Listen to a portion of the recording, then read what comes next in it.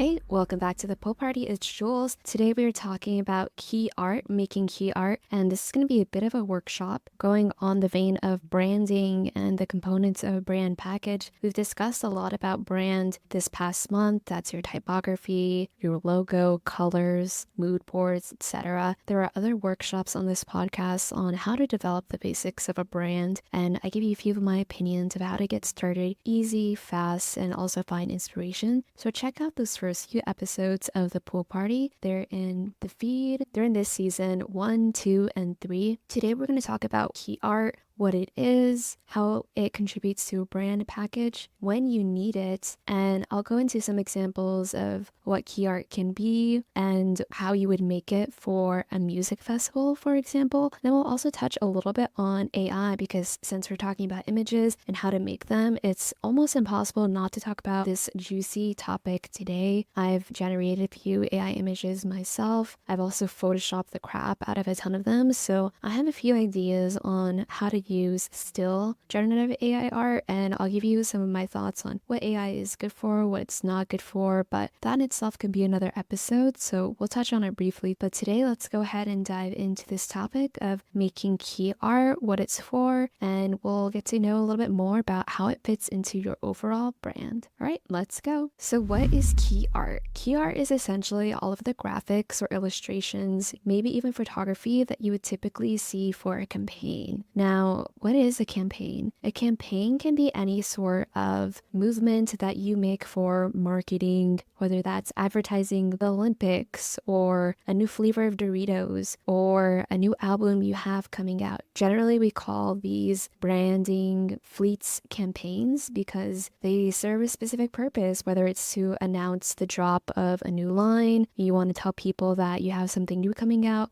But the idea is that it serves the purpose of getting the information out to the public, and then that campaign is over. You might refer to it in the future, but generally the art really matters a ton because while your brand is the key components of what you look like through your fonts, your logos, your colors, the key art can be seasonal. It can define the moment. And I think a lot of the times we see key art used during special seasonal events like the Super Bowl, Valentine's Day, name any holiday that you would celebrate. Lunar New Year, for example. I personally love seeing New Year's campaigns. I think they're fun. And then also many people in the field of astrology, I think, could also benefit from utilizing key art for the season. So think of key art as foundational work that you would show in a seasonal campaign. And I know a lot of examples, but even if you're an artist or designer trying to launch your brand and you are offering a new service, that service might have specific forms of key art that you're using in order to advertise your product. So another question people might have is, do you need key art? And honestly, you do not always need key art. I think key art belongs to the illustrators and visual designers of the world, maybe even the photographers and the presentation designers. I think that using key art is important when you're trying to create a campaign, but what's even more important is getting the look and feel of the key art down with the messaging of the campaign. Let's say there's an illustrator who has a particular style you like and you think it matches the campaign. You found them on Behance. That's perfect. You can go ahead and contact them and ask them to work on your campaign and maybe get like 3 to 4 visuals that you could then use on your email marketing, your posters, your mailers, etc. Now, key art is important for this specific reason because generally in a campaign, you might have very many different ways of communicating with people. I mentioned a few. Maybe you're reaching out to them with flyers or you're creating a new landing page. If you have specific graphics for that campaign, it's going to be easily tied to the moment, the season, the announcement you're trying to make for that specific campaign. And you really can just pop those graphics in there and it just ties everything together. That's one of the best things about key art. Now, I touch upon this already, but one of the key things to know about key art is that it is so important still to get the look and feel of your brand down with key art. Let's talk about an example.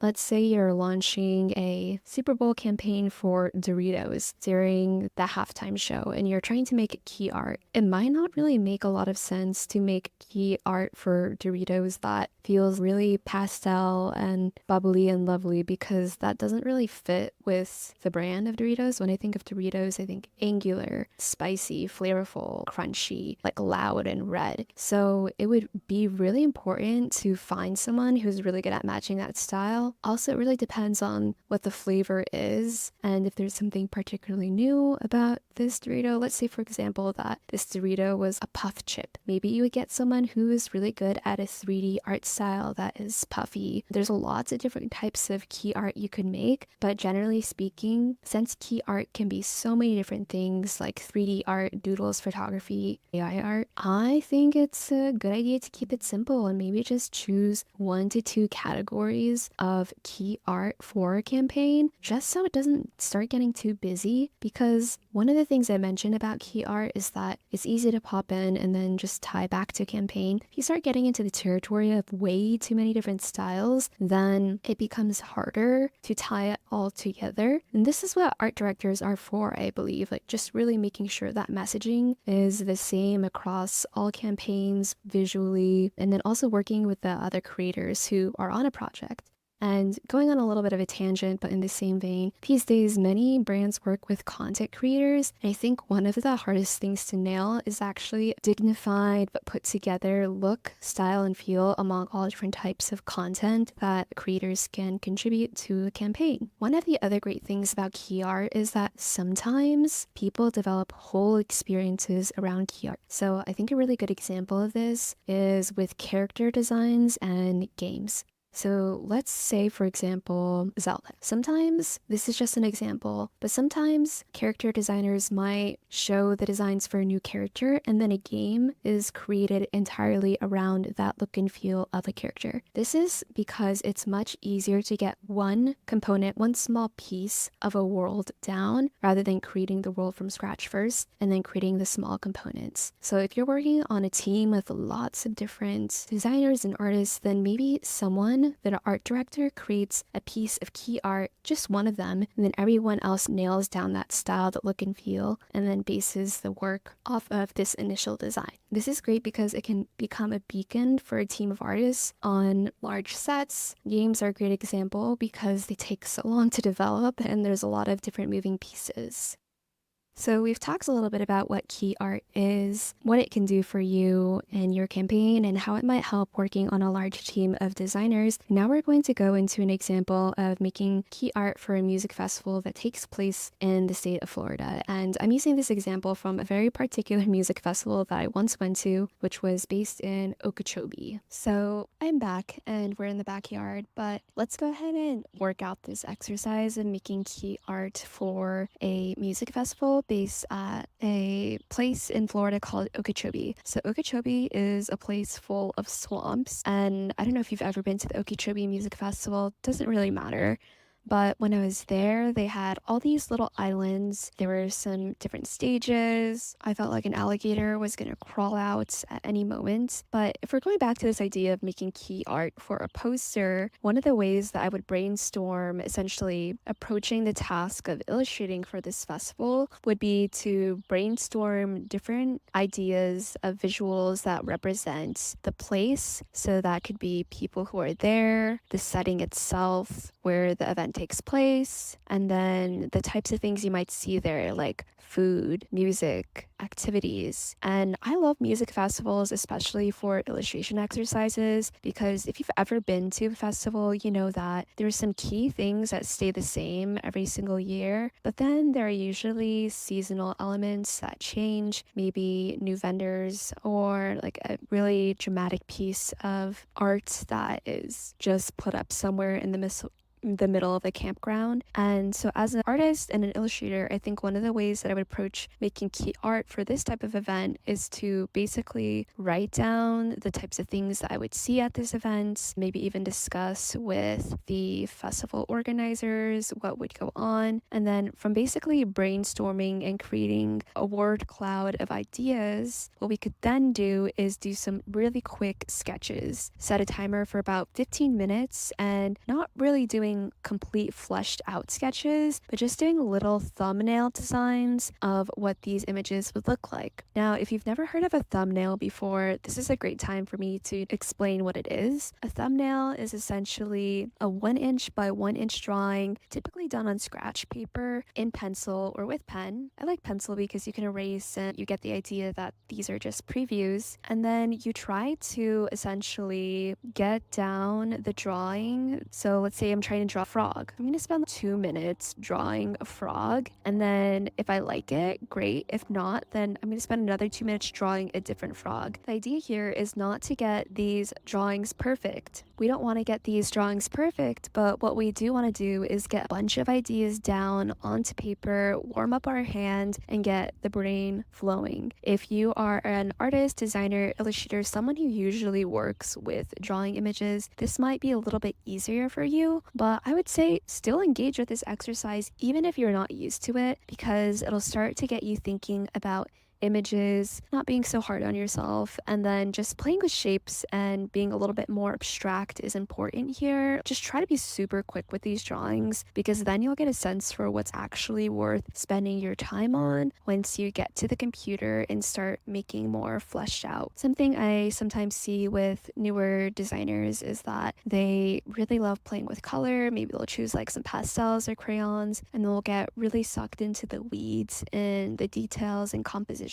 of one single drawing. And I think that's fine for a single piece of artwork. But even before you get to the stage of deciding you want to flesh out your artwork more, I think it's a great idea to just get all the ideas out there. And so with this thumbnailing exercise, maybe you even spend an hour, but you just spend 5 minutes on every single little idea that you have. And you could draw out the squares beforehand. So if we're dividing an hour by 5 minutes, what does that give us? That gives us drawings in the end, and then you can choose the best ones that you like and then spend more time on just the best ones. The reason why we want to brainstorm and get all the ideas out on paper first is that we know that we've given ourselves the time to explore the possibilities, and then we can worry about things like color, style, how we're going to execute fleshed out art. We're just doing these in pencil, and so let's brainstorm out loud what kind of images we could make for this festival in Florida. I'm thinking alligators, islands, swamps, stages. What kind of food do you like to eat at festivals? I like hot dogs. I don't know, smoothies, guitars,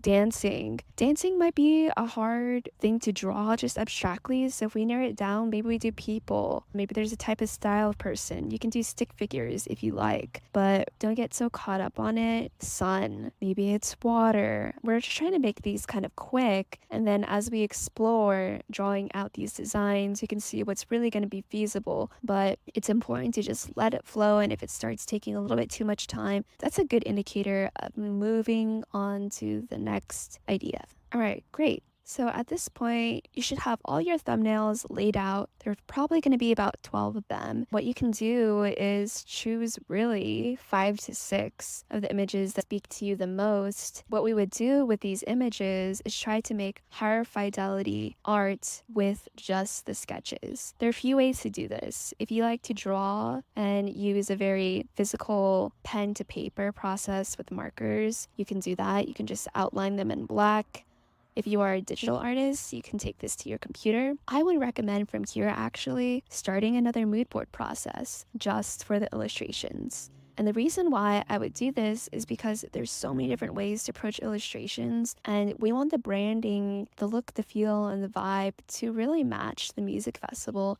And so, for example, while it might make sense to do kind of songs for something that's a little bit more handmade, for a music festival, maybe you want to explore 3D art or you want to try some AI generated art. It's really up to you to decide as an artist and a designer, but the possibilities are endless. Now is the time to narrow down the possibilities, and when you create mood boards, you can choose 3 directions. You can put together 3 different mood boards of what you might like to do. And if you're unfamiliar with mood boards, boards, I highly recommend that you visit the episode on mood boards, refining your taste, and the episode on where to find design inspiration. And that's on this podcast. Go ahead and give those a listen. And then you're just going to create some mood boards from websites like Design Inspiration, and find some illustrations, at least 6 images that have one specific style, and then that's going to be one direction. You can create as many mood boards as you like, but at the end of the day, you need to choose one direction that's really strong, really dignified, and that's going to be applied to your illustrations. Don't spend too much time on this, because the next thing you want to do is actually try to execute making your illustrations in the style that you like. And the thing is, if you try to make it too perfect, picking out mood boards and styles before you actually even try to execute it, you might find that, well, you wanted your illustrations in this style, but maybe you lack the execution ability,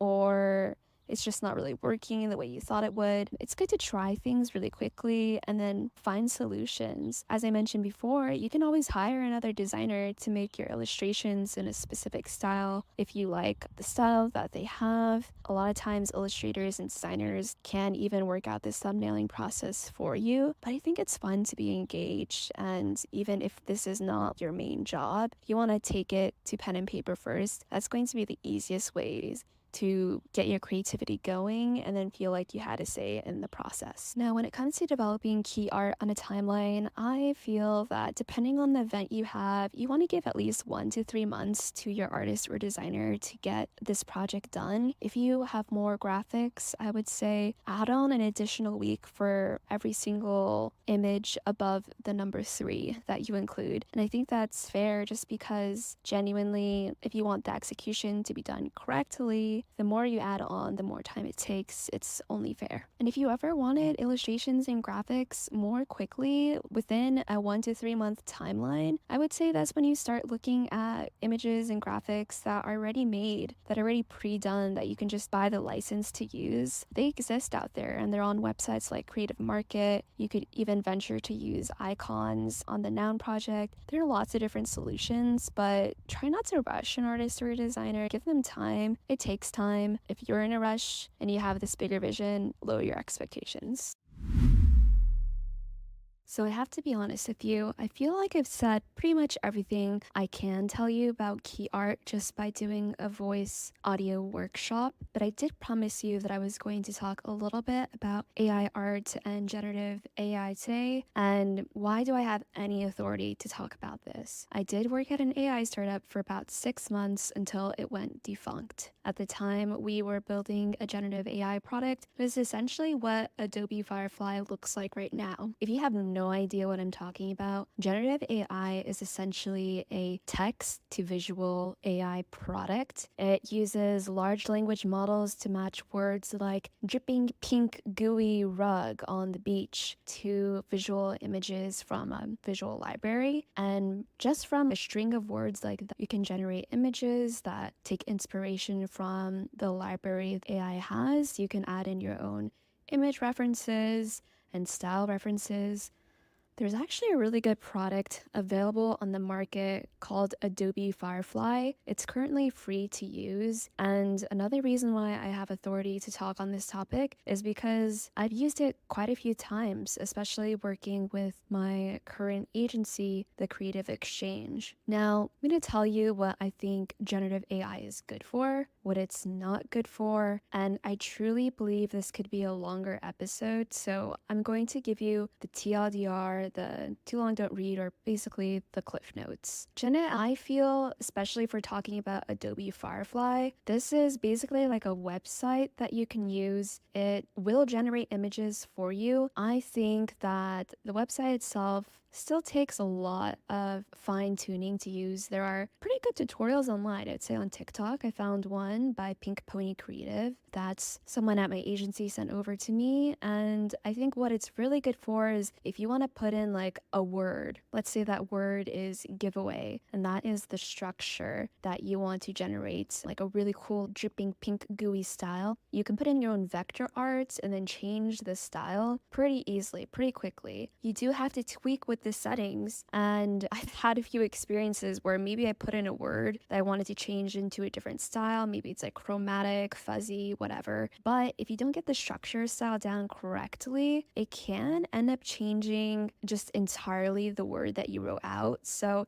this work is not good on its own. I think it still needs a lot of massaging, as one of my design friends said. And the other thing too is I just think that you still need to have good design sensibilities to use these products. You still need to know different image types like PNGs versus JPEGs and what ratio of images are good to use. I think sometimes AI can actually generate some cool textures that, or like elements of like stylized words, for example, that are cool to cut out in Photoshop and then add to other designs, because I'm a big Photoshop user. I love it. I love collage style. I think it's good for that, but I think on its own, it still looks AI generated to me. And I think that can be its own use. It's like going into a clip art folder or in like just, it gives you more variety and ways of playing around with ideas, especially if you're not like a Photoshop user, you don't have the patience for Canva. But frankly, I'm not even going to tell you that this is a tool that's super easy to use. It takes some time, it takes some learning, but I do like it when visual tools are a little bit more accessible for people. But yeah, I think standalone as a product in itself, it's almost like a new category of visuals that I just don't think anyone can confidently say can stand on its own legs without some sort of experience, not even design experience, but like time with the product. I would say it takes 10 hours to really get used to it, which isn't a super high investment. I would say Photoshop takes anywhere from 50 to 100 hours just to get some usable range of actually creating some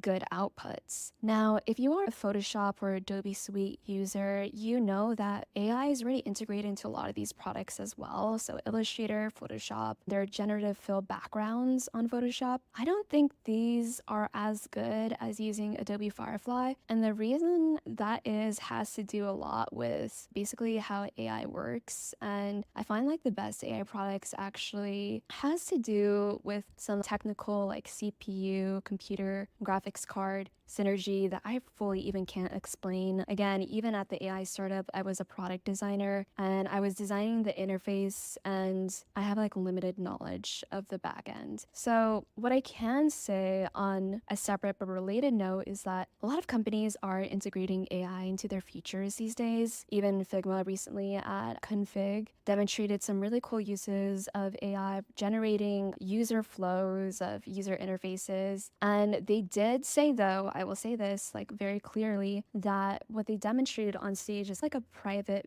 beta that they tested with some permission of using other people's interfaces and whatnot. And the thing is, what I know about AI and generative AI is it's actually extremely expensive. The computing cost of it is not cheap. So the reason why I feel like a lot of these big companies are coming out with like somewhat good products is because they can actually afford the cost of generating, but that's almost like barely. I think one thing that I learned from the AI startup fail is that the big players in the tech industry right now are the ones that have the money and the resources to really do anything with generative AI. It's very resource expensive, and yet no one's really figured out the monetization or revenue aspect. And I think even there's been jokes that they're just hoping that AI can figure out the cost revenue model. For this reason, I am highly skeptical and even wary of highly relying on generative AI in a design and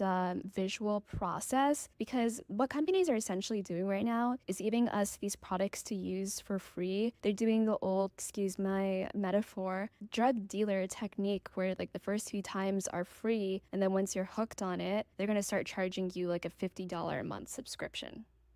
And you can see this even with a lot of really good tools that exist out there for like architects that maybe leveraging some sort of AI, like they're already charging $60 a month. And I think if you are in an industry where you need this, I wouldn't mind paying for that. You just include it in your cost. But I also think right now, like I see designers using these free products and not really charging enough. Like generative AI is not supposed to be a cheap solution. Essentially, what companies are doing right now is they're making it free, they're eating the cost, and once they find the market for it, they're going to start charging. So I think that's something to consider. I think it's funny because I see sometimes people like freelancing out generative AI services for work saying, oh, this is like a cheap and easy, fast way of producing work. But genuinely, I think it actually is more work for designers sometimes to figure out how to make AI look good, especially with like things like Adobe Firefly. And then the second thing is, no, it's absolutely not going to be free and cheap forever. This is just a way of getting people using the product and then maybe finding a way to rely on it before they start charging a lot for it. So that's a little bit of my cynical but like business perspective of generative AI. The other thing too is, yeah, absolutely, I think it's a horrible idea to use other people's artwork in generative AI and rip on their style without any permission. I still think that is like copying in a lazy way of creating visuals that requires no sort of like talent or trust relationship, which, as you've probably heard on this podcast, like I care about quite a lot. So I would say be careful how you use generative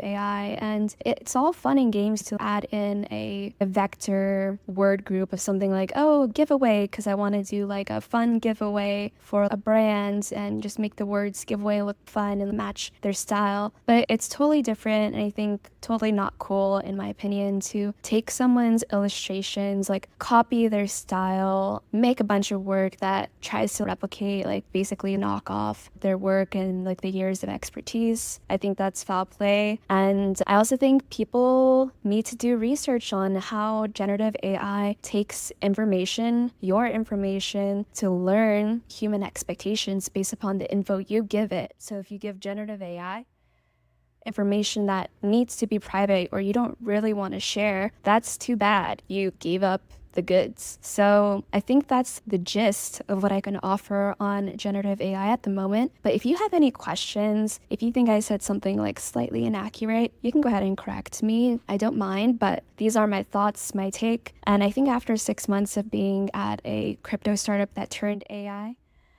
I realized that the team I was working with just had very many issues and no product market fit to begin with. And that's one of the largest reasons that I was inspired to create this podcast, because I truly feel that brands and founders need to have their product mission and their values down before they start hiring people. I think it's lazy and cheap moral character to just hire people to make things for you on the fly and chase trends. I think those types of ways of operating create products that have no backbone. And why should I want to stay and continue to work with you if you don't have any sort of strong moral character or work ethic or background, just because you have money to pay me for a service that I could charge to literally anyone else and market on my own? It is my skills and expertise, after all, is it not? So designers, I think you should think about using AI in a very similar sense. And that is not what I expected to say at the end of this podcast, but those are truly my thoughts and feelings, and I will stand on that rock. All right, so this has been my episode on key art. My name is Jules. I am building out a lot of my website this month. We're going to keep on talking about generative AI, tools and resources for designers, branding and art education. I have some strong opinions, but I think those are good to have, especially in the world where you could essentially do anything you want, do something you love, decide what you want to do, and don't let other people choose for you. So this has been the Poe Party. Go ahead and visit my website. Take a look at my services. I have a new illustration package out. Sign up for my newsletter on my website. That's juliaespero.me, juliaespero.me. Maybe even add me on LinkedIn. And if you listen to this podcast episode, go ahead and give this episode 5 stars, follow, and listen wherever you listen to podcasts. Maybe even share it with a friend. All right, folks, have a nice day, and I'll talk to you next week.